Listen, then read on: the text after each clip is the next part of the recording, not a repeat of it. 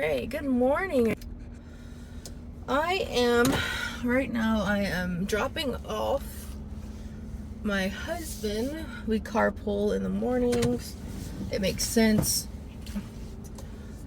When I drop him off, it's maybe like 25-30 minute drive to my job. So it's not too bad. And we're able to save on gas and maintenance for both cars. It is August 1st and it is 6:45 in the morning. It's time to get back on the grind of the school year.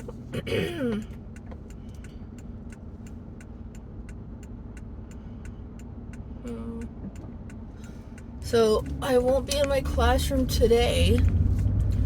We are actually going to be at a different campus. Well, my department that I'm in. We're going to be at one of one of the other campuses in our district. I'm going to be at the high school. It's more of a 10th grade center because it's only 10th graders. That's where we're meeting up today. My 6th grade team for ESL, English as a Second Language. If you didn't know what that meant or needed clarification. So yeah, I won't be in my classroom today, which is sad because I need to get back in that room and fix that mess that I left in there. So I thought I'd just have a car chat or just ride along with me to work. The first day back. So our first day of school is August the 11th. So is that next week? It's on a Thursday. So we don't start on Monday. So we start on a Thursday and Friday. So we have 2 days of getting to know the kids, setting our procedures and putting them in place and the rules, but of course the expectations, but of course to keep it consistent for so many weeks. But at least we just have those 2 days to get acclimated. But for me it takes more than 2 days. So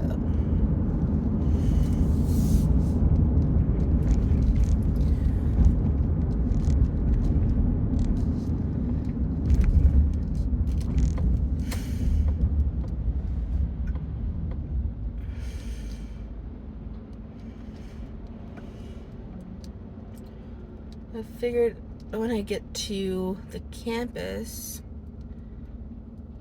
I'm gonna put some makeup on. I'm gonna fix myself up a bit, but it's still so early. I'm still kind of waking up, but it's a-okay. Whew. Weekend is over. Summer is over. It's time to get back into the swing of things, which is good. I am excited for this year. This is a new grade level for me. The past 2 years of my teaching career, I have been in high school working with seniors and then seniors and sophomores. Now I'm going to 6th grade. I'm hoping for the best of time with my 6th graders. Last year was definitely a difficult year for me. There was so much that I dealt with that was like I was walking into the unknown about. But I didn't get used to a lot of it until March. So, oh my gosh, what are they doing? Alright, I tried to let them in, but anyway,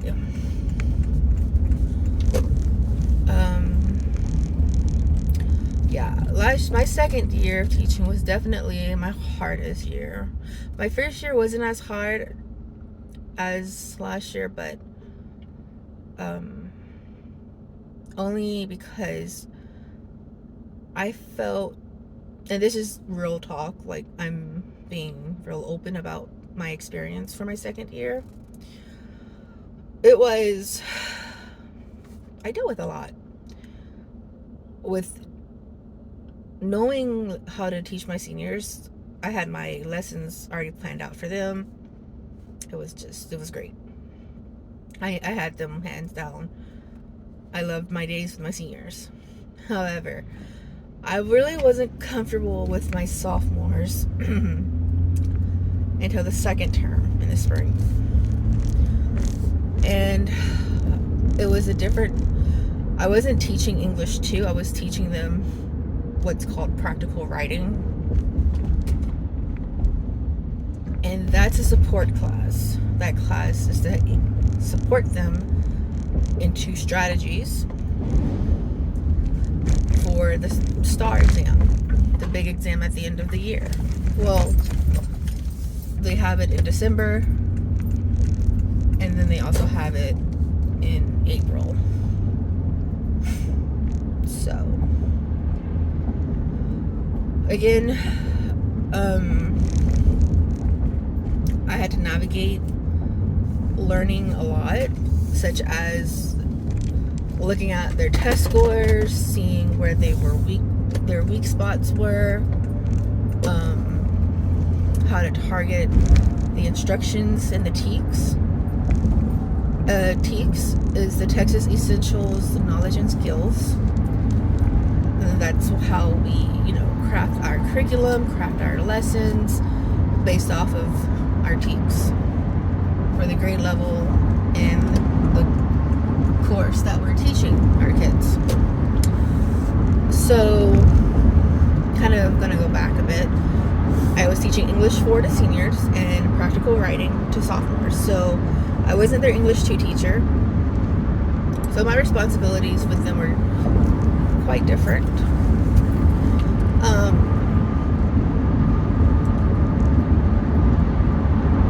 I sat in some of my colleagues' classes when I was on my breaks, of course, and I watched them and I got advice from them on how to teach a support class.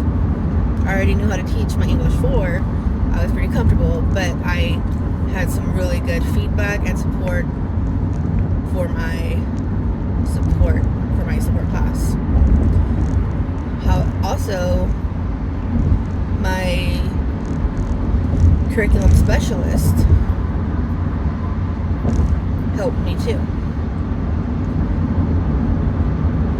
So I worked with 2 different curriculum specialists, one for English 4 and one for my support class, and it was really good. Got a lot of great feedback, a lot of good knowledge, a lot of help and support. Which one thing I love about my district is that we get really good support, like really good hands-on support. If you ever need any help, any supplies, materials, they are there for us.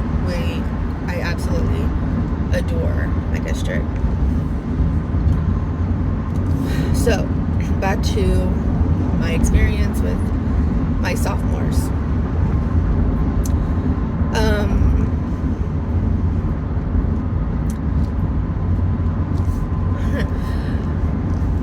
It was definitely a learning curve for me because I dealt with different behavior sets, and that's to be expected,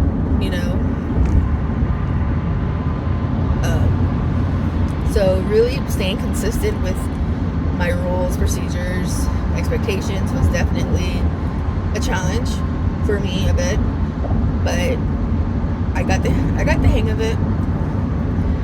And then I learned how, as I build my relationships with those kids,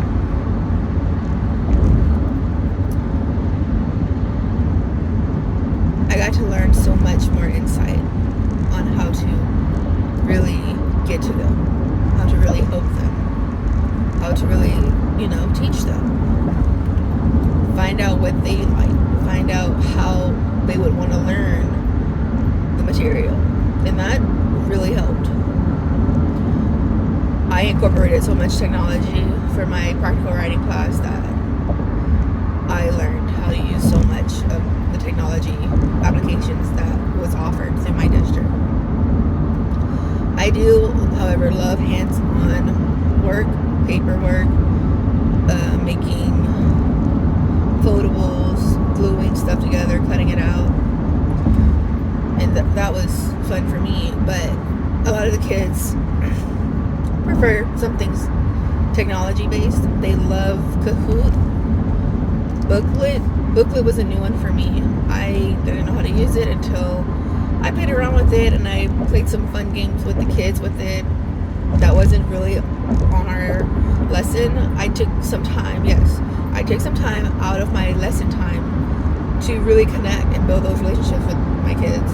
And sometimes I feel like that's needed, because if you keep it just where it's all work all the time, you're gonna lose them. So I really feel like there's those mind breaks that we have to take to really just let loose, relax, have some fun, get to know your kids. Building relationships for me came easy. I felt like I could really connect with them. So that also helped me with learning how to navigate through a support class that I taught last year.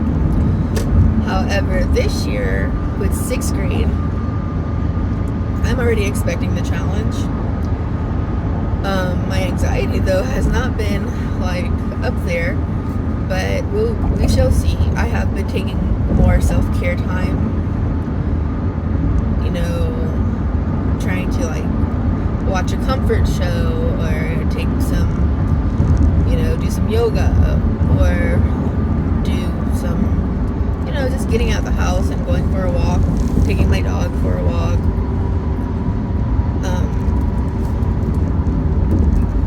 Lord, what happened? Just taking the time to unwind from the day, or taking breaks from me thinking about work and what's next. I get easily overwhelmed when I consistently think about work, and I guess that's normal, or maybe it's different for everybody, but I know for me, if I consistently think about work and bring work home with me, it definitely does take a toll on my mental health. But I am looking forward to this change. I think it's going to be really wonderful. I'm very optimistic about this year. I have high hopes because I do know that I do have a lot of support, and the team that I'm on are really good, awesome educators. I do look forward to working with each and every one of them. I briefly got to meet some of them in May when I came to see my classroom at the new campus I'm at, and it was just, really felt right. Everybody was very welcoming. Everybody's very supportive. They're all like, if you need anything, let us know. So I'm really grateful for that.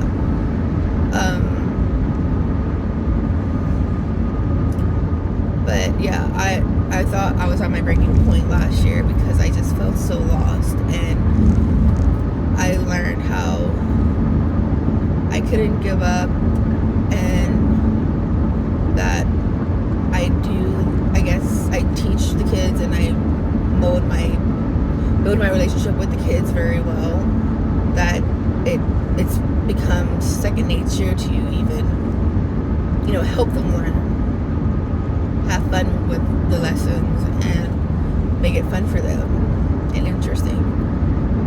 So I learned a lot my first 2 years.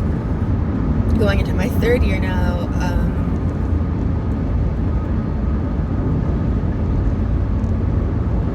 going into my 3rd year, I kind of feel, like I said, I feel excited and very optimistic.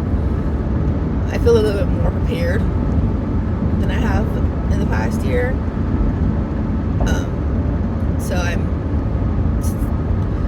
I don't know if this is going to feel like another first year for me, but I really do hope that my experiences and the lessons I've learned on the way to this journey will help me, continue to help my kids, help them learn. So, but that's just my little spill from my first 2 years of teaching. The very first year when I taught, it was during the pandemic. Very hard for a lot of people to navigate through. When I started my first year, it was all virtual. And when we went back into the classroom, a lot of my colleagues were like, we haven't been in our classroom for months. After spring break, we never came back until today. So that was a really big moment for them. And so we taught virtually, and we took all the precautions, cleaned, we did everything. The janitors did amazing with keeping everything sanitized and clean, and we did our part with keeping, everything sanitized and clean. And so it wasn't until, I think, October where we kind of started slowly letting in so many kids. Once we reached out to the parents, got the permissions, some kids came back and some stayed virtual. So it was just, however they felt comfortable. Everyone was wearing their mask. Every other desk was marked off so that way they wouldn't sit close to each other.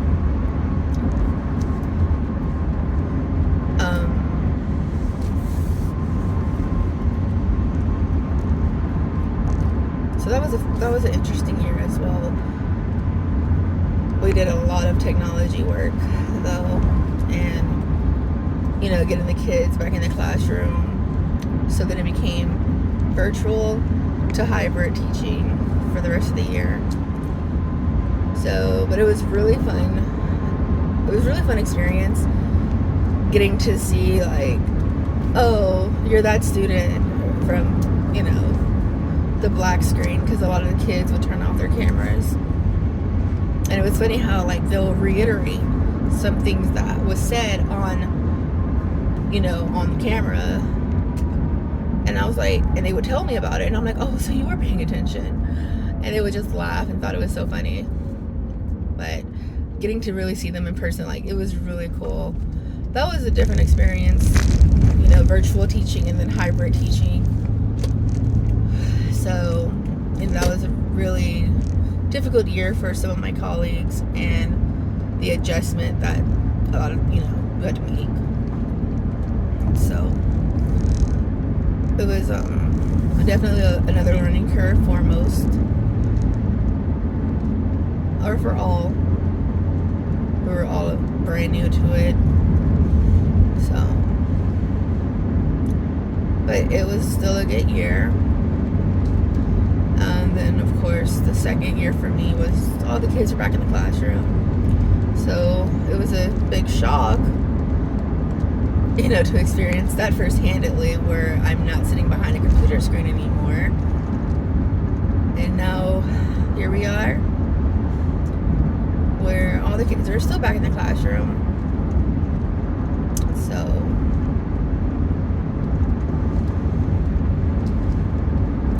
but I'm almost to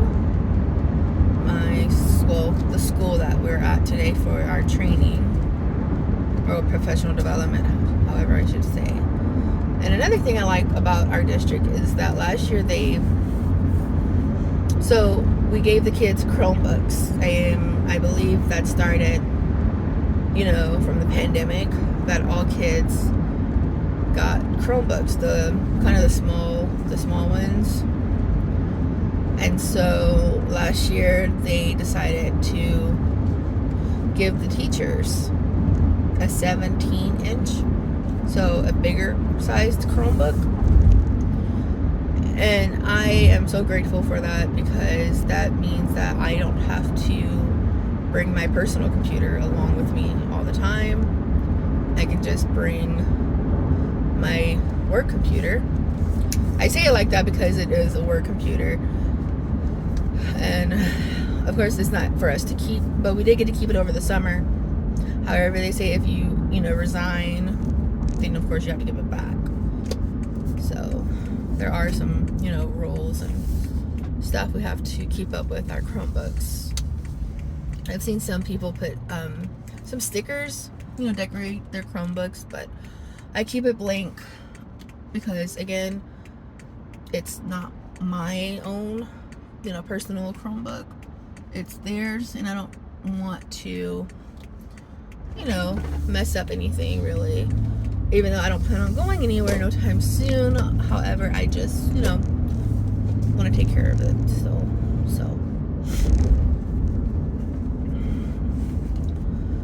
We are almost there. It is 7:05. We actually don't start until 8, so I'm early.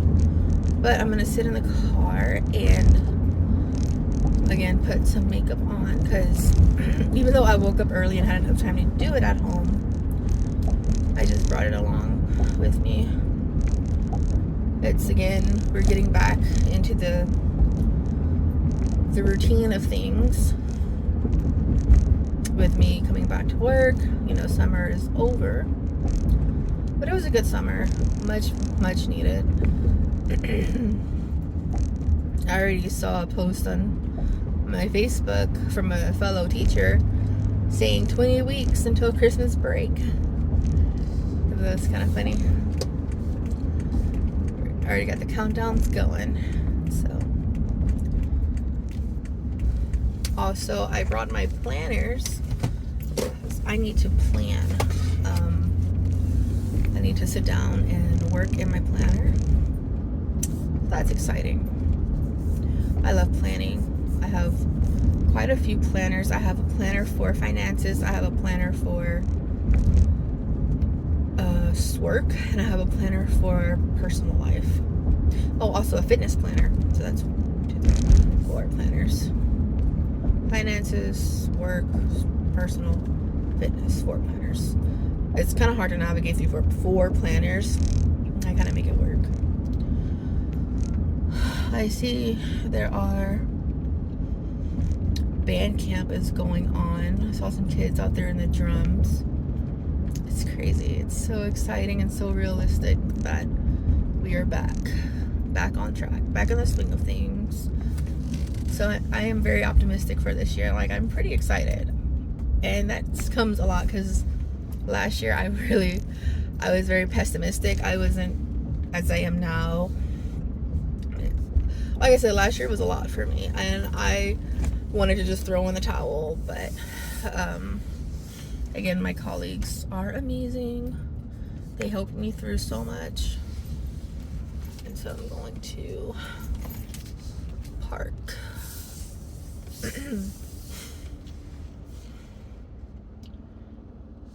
I swear, I think I parked kind of wrong. But we're gonna see.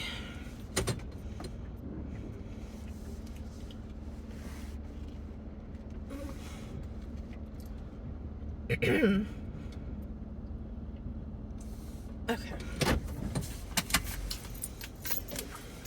This year too, I have a new badge, new name.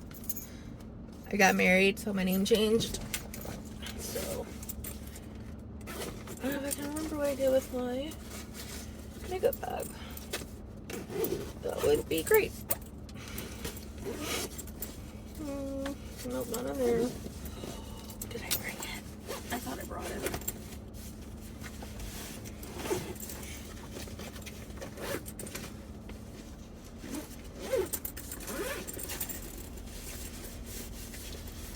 Okay, so maybe it might still be sitting.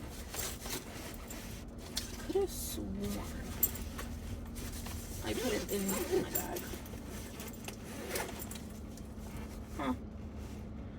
Okay.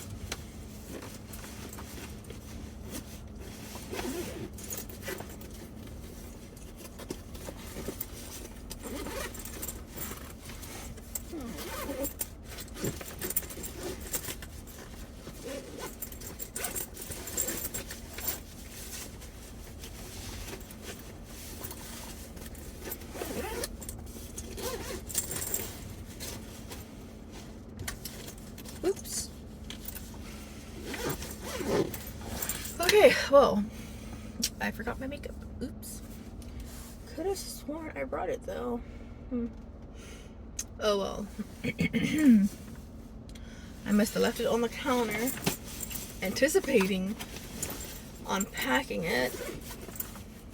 And I thought I did, but I didn't.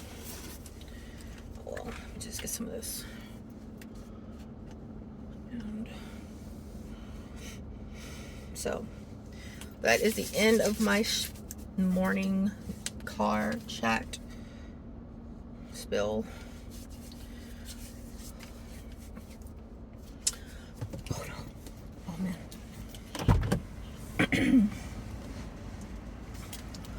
Putting on some of this lotion. That I did bring. Crazy. Okay.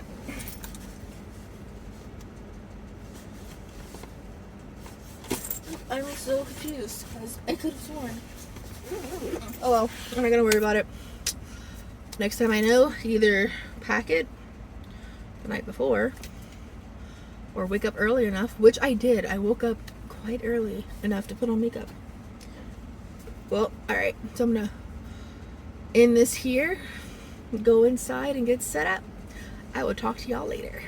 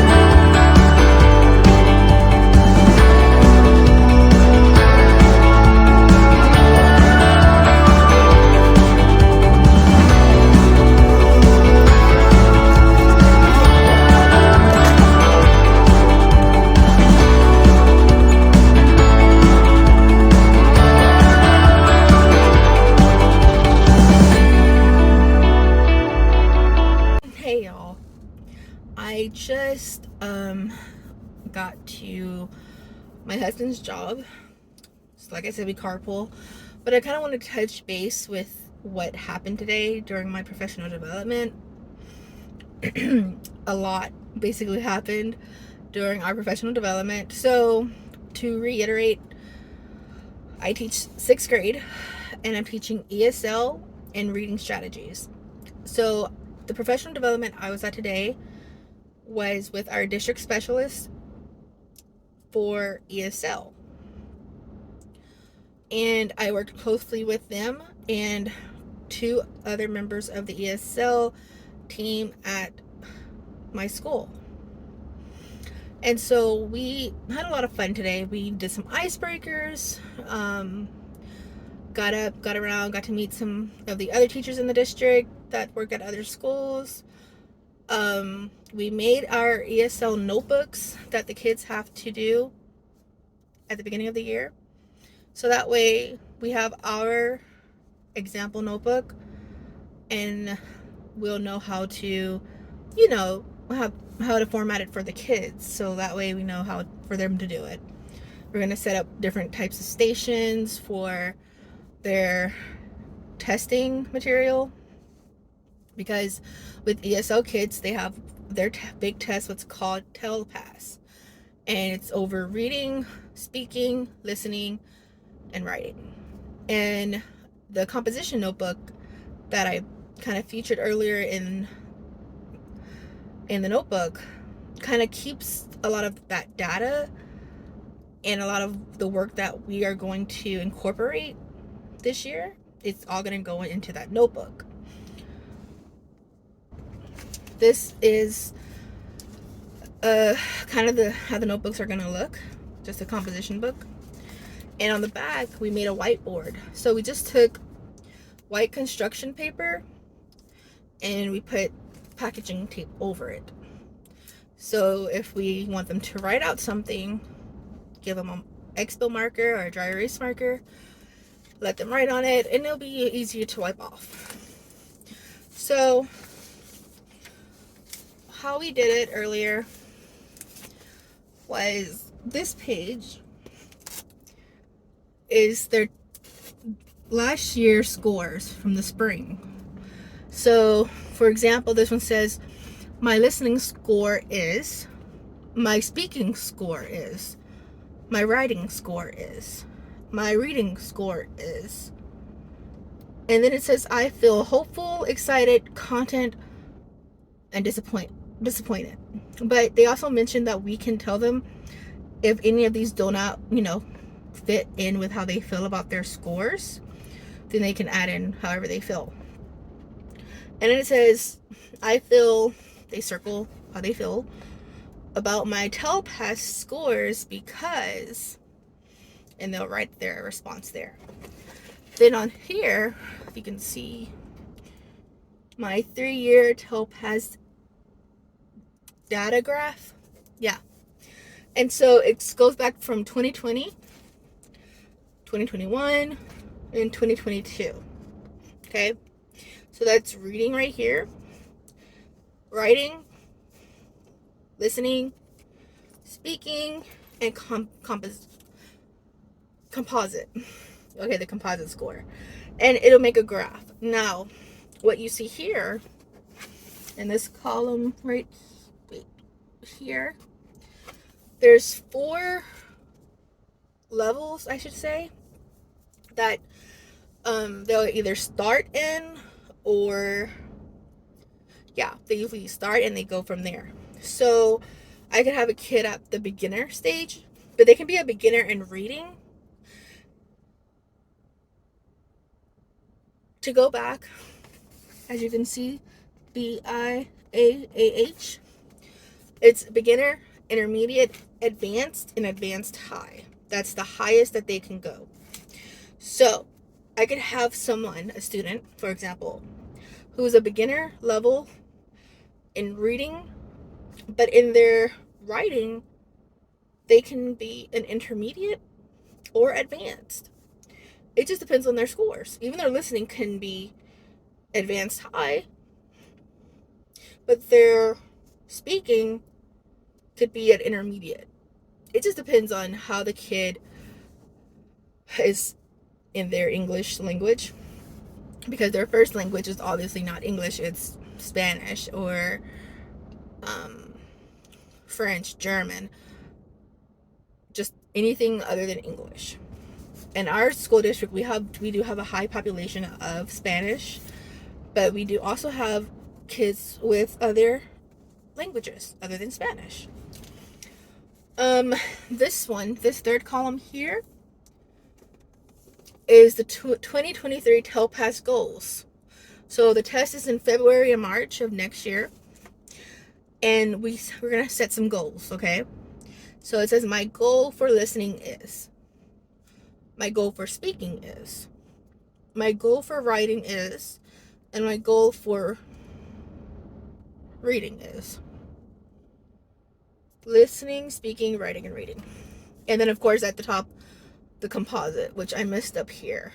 So back in the spring, whatever their composite score is, that's where they'll put it, and then they'll have their goal down here. And then for the last two, well, that's the last one right here, 2 goals I have for this school year. So when we meet with the kids after they make some of the pages, or when they get started with their composition book, we have what's called an ESL talk, where we will meet one-on-one with each student, and we will go over their scores and the goals that they want to set for this school year. Now, we also use an application called Summit K-12. Okay. And this will be my first year using it, so it is a learning process for me, but my other colleagues have used it last year. And it's their pre-test, their interim, and the summative. And again, the pre-test, they can be at the beginner stage, and maybe in the interim, they can be at the intermediate stage. And then summative, they can probably be at the intermediate or advanced. Now, what we want is to see them progress. So if they're all at intermediate, we want them to have the goal to move up to advanced. So, yeah, one is for reading, one is for listening, one is for speaking, and one is for writing. Now, the next page is their All About Me Gazette. You know, tell us something about yourself. I think it's kind of cool. This page, they'll just put like their name, their class, so forth and so forth. This page shows their input and output, what should be input in the notebook and what should be going in the output. And for example, I'm just giving an example. Anything that's an input that the teacher gives them, it should go on this side. What the student will put in, the output should be on this side. Then we have table of contents, and this is where they will start to number the page. This is page 1.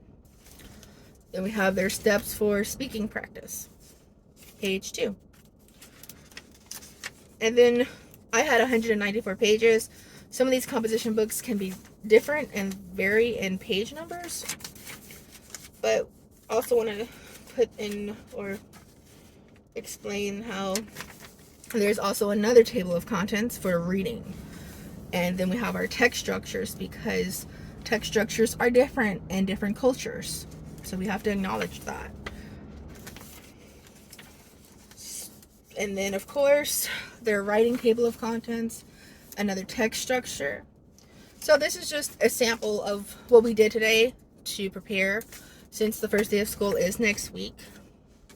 So this is something that I will and my team will be working on for the next few days, so that way we're prepped, ready to go, hit the ball running when the kids come next Thursday.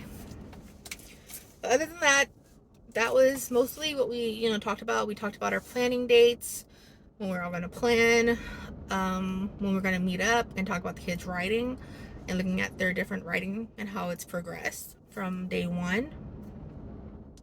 We're going to look at their scores, how they're doing, how they did on the Summit K-12 pre-test, interim test, and the summative. So it goes throughout the year. But other than that, I'm going to kind of stop it here, because I'm going to go inside this office and just hang out while he finishes work. And yeah, I will check back in later.